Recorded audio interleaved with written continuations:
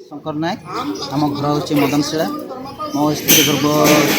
अवस्था आनी हस्पिटाल को तापर 19 तारिख दिन तापर 20 तारिख दिन आम सका 6टा बेले शिशु जन्म होता तापर परदिन माने 21 तारिख दिन तार अवस्था बहुत हो गला अवस्था माने कौन आम जंत्रणा बेसी रक्त हो गला रक्त बाहर गोटे आम डाकिली डाक्तर मानक से मैंने टे देखी देउछंती आउ कहते हाँ ठीक अच्छे टे सेमती जीव एमती कहले मत तो धीरे धीरे बढ़ीगला तो सका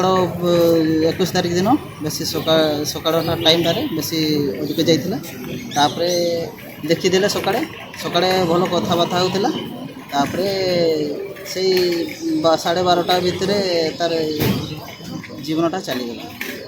अच्छा तापर डाक्तर माने कौन कहले डाक्तर माने कौन कहले से माने संगे संगे फोन करले डाक्तर माने आसले नर्स माने फोन करले डाक्तर माने आसले आसिकी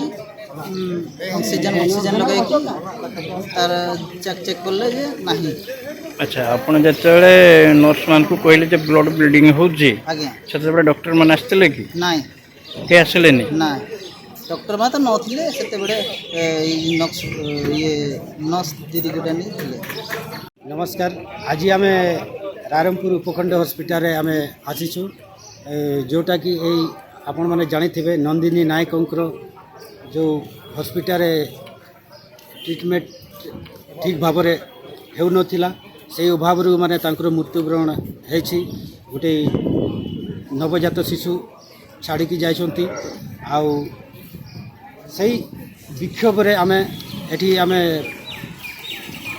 विक्षोभ प्रदर्शन करुचु भल करी डाक्तर माने ट्रीटमेंट देउना जहाँफल मृत्युवरण होती नर्स भणी मानकर भी ठीक भाव माने सेवा हो पारु ना तेणु आम बहुत निंदा करुचु हॉस्पिटल आमर पैसा आमर अंचल जमती ट्रीटमेंट केमती आम पाइबा से हॉस्पिटल होती से हॉस्पिटालिटी जदि आम पब्लिक पाइबा ना ताले आम बहुत दुखर कथा तो तेणु आम गोटे आशा रखुचु आगामी दिन में एमती न हो जदि एमती हुए ताले माने बहुत बड़ धरणर आम किसी आगामी दिन में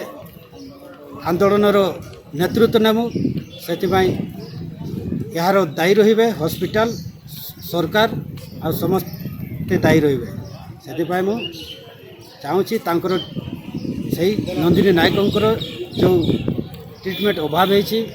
डाक्तर मैंने ठीक समय आसी ना जदि ठीक समय होता मृत्युवरण हो ना से परवर्ती जो छुआ अच्छा स्वामी अच्छा किसी कम आसु 20 लाख टंका आम दाबी रखुचु आउ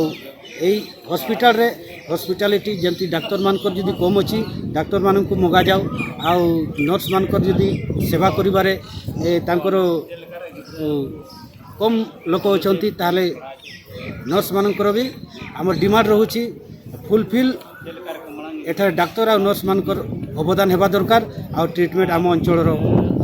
भल